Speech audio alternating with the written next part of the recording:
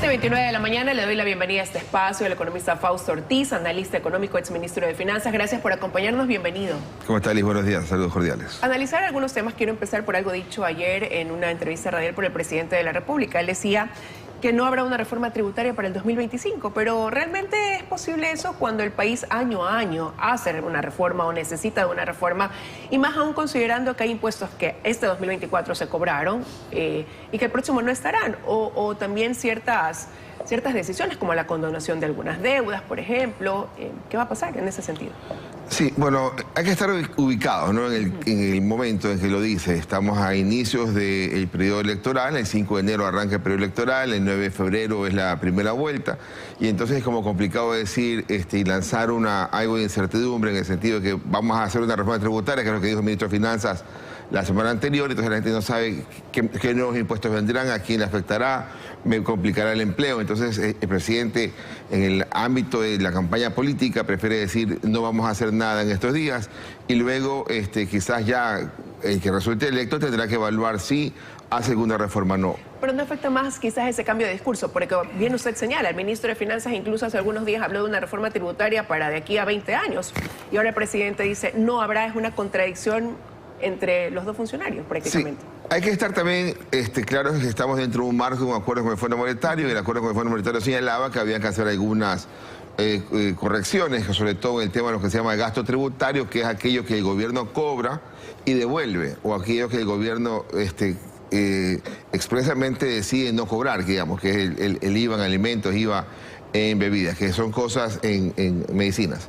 Es algo que el gobierno difícilmente puede decir, vamos a hacer cambios en el gasto tributario, porque la gente puede alarmarse, ¿no? Entonces es mejor, para la época electoral que vive el presidente, es mejor decir, dejemos las cosas tranquilas, nos acomodaremos con los 16.400 millones que serán los impuestos de este año, que se perderán 1.500 millones de algo que no es recurrente, como usted señalaba, Liz, que son 600 millones en la remisión, 300 millones de impuestos que cobró la banca, 200 millones que cobraron las empresas y 250 millones que cobró por IVA de Petroecuador. Pero es compensado de alguna forma con los 5 meses de cobro del IVA del año 2025, que no ocurrieron en el 2024, porque eso del IVA empezó a recaudar finanzas en el mes de mayo, 2 meses después de la aprobación en marzo de este año. Pero hablando precisamente del Fondo Monetario Internacional, se dice que en este plan que se le presentó en noviembre, ¿verdad?, este organismo multilateral, se habla de medidas de recaudación permanentes, por ejemplo. Entonces, ¿hacia dónde pudiéramos apuntar o qué pudiera incluirse dentro de las mismas? Sí, en la carta de intención hablaban claramente que había exceso en el gasto tributario, que en verdad hay como unos 5.500 millones de dólares que el gobierno identifica cada vez que presenta la reforma presupuestaria como lo que es el gasto tributario, es aquello que o cobre, devuelve o decide no cobrar. Entonces, ahí hay que hacer algún ajuste y quizás encontrar por ahí quizás unos 500 o unos 1.000 millones de dólares, digamos. Pero esa parte es preferible fuera de campaña trabajarlo técnicamente, porque igual eso tiene que ir a la Asamblea, y en la campaña la Asamblea puede comportarse de cualquier manera. Entonces, hay cosas como el Fondo Monetario, en el artículo 4 que acaba de salir la semana pasada, que es la revisión del Fondo Monetario a los países, también habla de que, oiga, dice el Fondo Monetario, ya de una vez corrijamos el tema de los subsidios en las gasolinas, o sea, no estemos a medias con la extra que todavía le falta un poquito, o sea, que corrijamos todo y compensemos, dice el Fondo Monetario, ¿no? De alguna forma es lo que le está faltando al gobierno, que tampoco esperemos que lo haga en esta época electoral. El nuevo gobierno tendrá que chequear cómo corrige algo en el subsidio de las gasolinas y cómo enfrenta la focalización del diésel. Pero se pudiera estar pensando, por ejemplo, en nuevamente un impuesto al patrimonio o en una restitución del pago anticipado del impuesto a la renta para todas las empresas.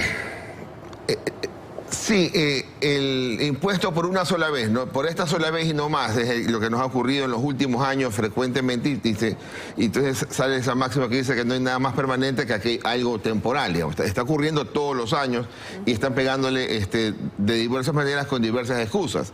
Entonces por ahí uno podría encontrar esquemas que el gobierno que venga pueda identificar para recaudar sobre el patrimonio, sobre las ventas, y complicar un poco la estabilidad tributaria, y ojalá que se sienten bien, analicen lo que va a pasar en el 2025 con el tema tributario, que claramente va a ser mucho mejor en recaudación que este año, y yo creo que no va a haber mayor afectación la pérdida de esos 1.500 millones de dólares de ingresos temporales. ¿Y es viable, ambicioso, hablar de tratar de establecer una reforma para de aquí a largo plazo, como a 20 años? No, eso no existe.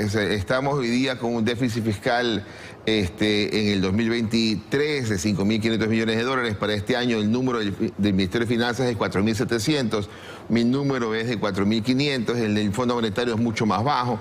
Entonces, y está dejándose por fuera más de 1.500 millones de dólares para salud y educación, que cuando se los incorpore aumentaría el déficit fiscal a 6.000 millones de dólares. Y estamos atrasados en obra pública, por lo tanto, pensar que no hay espacio para hacer ajustes en el gasto, no hay espacio para seguir buscando mejorar la recaudación, eso es irreal. Y usted justamente escribía en su último artículo, hablaba de este tema, ¿no? Del déficit fiscal, y que esa es una de las razones por las que el Ecuador permanentemente está sujeto al endeudamiento. Hay una adicción del país a eso porque es una de las vías de financiamiento por un lado, pero por otra parte también de pagar esos créditos. Claro, es que uno toma deuda en el caso del Estado para dos motivos, ¿no? Para pagar las deudas viejas. Es decir, tomo 5.000 millones de deuda nueva y pago 5.000 millones de la deuda vieja. Cuando hago de tomar deuda y pagar, la deuda pública no se incrementa. ¿Cuándo se incrementa la deuda pública? Cuando tomo deuda para el déficit fiscal. ¿Y cuándo hay déficit fiscal? Cuando el gasto es superior a mis ingresos.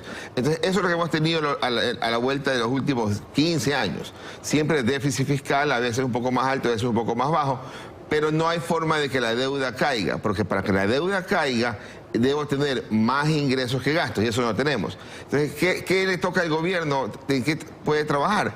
En ver cómo mejora la economía, cómo incrementa el tamaño del Producto Interno Bruto, que este año va a ser algo así como unos 122.000 millones de dólares. Si logras incrementar el Producto Interno Bruto, porque le dices al sector privado, te voy a apoyar más en esta ocasión para darte mejores condiciones, entonces para que tú crezcas y generes empleo, cuando el Producto Interno Bruto crezca, entonces el tamaño de la deuda, que hoy día es 80.000 millones de dólares, esa va a ser cada vez menos importante frente a ese Producto Interno Bruto. Pero eso quiere decir que para el 2025 entonces la proyección es que mejoren esos ingresos petroleros, que aumente esa producción petrolera. Incluso el presidente pues ha proyectado eso, mejorar la capacidad petrolera que tiene el país. Pero eso no se mejora por decreto, eso se mejora con inyección a Petroecuador, o al menos no quitándole plata a Petroecuador. Pero las urgencias son tan grandes que el gobierno decide quitarle plata a Petroecuador para que llegue al presupuesto del Estado y que no lo invierta. Había una noticia en estos días de Campo Sacha, que iban a concesionarlo a un tercero, que ese tercero le iba a dar unos 1.500 millones de dólares en el arranque. Entonces, ¿qué es lo que quiere decir? Estás tratando de tapar un hueco hoy día y dejar huecos abiertos en el futuro. Entonces, ese tipo de cosas sirve para el gobierno de turno, ¿verdad? Pero también hay que pensar a largo plazo, donde deberías tener ingresos más nivelados. Y dentro de esto, estos canjes de deudas que se comienzan a realizar, primero se lo hizo relacionado con Galápagos, ahora con la Amazonía, una nueva vía que han encontrado los gobiernos para disminuir deuda también. Sí, yo creo que el elemento importante ahí, al menos desde mi punto de vista, es que paso el mensaje de que quiero pagar la deuda, que va a empezar a vencer en el 2026 al 2040, empiezas a pagar en la deuda del 2030, en el 2026 en 5 partes. La del 35 igual en 5 partes desde 2030 y lo mismo hasta el 2040. El mensaje es, para evitar que algún gobierno decida no pagarte porque no tiene plata, es mejor te quito la carga hoy día fuerte y te bajo el nivel de pagos anuales, y de esa manera quito esa amenaza, ¿no? Y de ahí sí pasa el mensaje también de que hago una recompra del precio de mercado, me ahorro como país 550 millones de dólares en el caso de la última recompra, pero esa plata que me ahorro la voy a ubicar en el presupuesto para poder entregar recursos a la Amazonía, digamos. Al final del día termino pagando lo mismo, pero en vez de que la plata vaya a los tenedores de deuda, está yéndose a un fin que el gobierno ha identificado como adecuado. Bueno, incluso dentro de lo que el Ecuador debería cumplir como a cambio de este soporte del Fondo Monetario Internacional, necesario también reducir el gasto público, algo que no se logra y se habla siempre de esto. Necesario una reforma ahora sí de la seguridad social, que ha quedado tan pendiente y que seguramente será un tema para el próximo gobierno. Usted aquí a lo largo de la entrevista ha mencionado que por ahora, dentro de una campaña electoral, hay temas que no son viables, pero hay temas que son necesarios. Sí, en el mismo acuerdo con el Fondo Monetario, el fondo dice, empecemos, y como el gobierno, que empiece a decir cuánto mismo le debe al Seguro Social. ¿Cuánto le debes por enfermedades catastróficas? ¿Cuánto le debes por el 40%? ¿Cuánto le debes por atenciones médicas? Es decir, ¿cuánto le debes? Y regístralo como deuda de una sola vez y empieza a pagar en algún plan de pagos a la Seguridad Social. Eso es básico. Entonces, después de esa cuestión de ahí, toca ver cómo achicas los gastos que puedes achicar. Entonces, uno dice, ¿sabes qué? Eso es imposible. Entonces, pero la gente te dice, no, pues mira, en Argentina hicieron tal y cual cosa.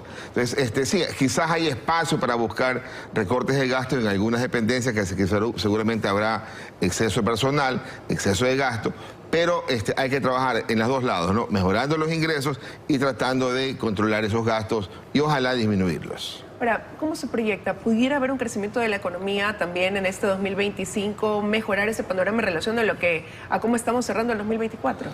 Sí, el 24 arrancaba con el Banco Central diciendo 1%, el Fondo Monetario diciendo 0.1%. Siguió avanzando el Central diciendo 0.9%, el Fondo Monetario avanzó a 0.3%. Pero el último dato de la semana pasada, el Fondo Monetario te dice, por la crisis eléctrica, Ecuador entonces va a caer 0.4%. Creemos que todavía podría ser un poquito más alto, pero tomemos ese número como aceptable, también lo plantea el Fondo Latinoamericano de Reservas, el FLAR.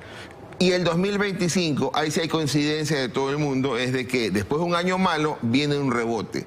Entonces el rebote estará en el 1.5, 1.6, pero no nos alcanza porque cuando uno toma el rebote y el año malo, en promedio estamos creciendo por debajo de lo que crece la población, que es 1,5%. Entonces necesitas darle dinamismo a la economía en el 2025, darle tranquilidad, ojalá que el proceso electoral te aporte esa tranquilidad y luego el nuevo gobierno encuentre maneras para, en conjunto, darle más espacio al sector privado para que dinamice la economía, porque ahí está la generación del empleo. Cambiando y mejorando las reglas del juego para ese sector privado. Si no cambias mucho también sirve, digamos, ¿no? Es preferible tener una visión de largo plazo mucho más estable. Y eso dependerá de qué rumbo tome el país a partir de febrero, bueno, ya abril. Sí, 2025. Luego la segunda vuelta, entonces vamos a saber las primeras declaraciones de ese ganador o ganadora, entonces vamos a ir viendo qué es lo que se quiere hacer. Lamentablemente a este país le encanta vivir de sobresaltos, ¿no? Ahora, sabemos que no hay apagones durante lo que resta de este 2024, no sabemos qué nos espera a inicios del 2025, realmente cómo puede proyectarse ese estiaje o cuáles van a ser las condiciones, si es que va a alcanzar con las soluciones que está dando el gobierno. Eso también, ¿qué panorama pudiera traer para el primer trimestre del año y sobre todo dentro de una campaña electoral también? Sí, el estiaje, supongamos que viniera idéntico el año 2025, que es poco probable, pero pensemos por un momento, pero ya te agarra mejor preparado.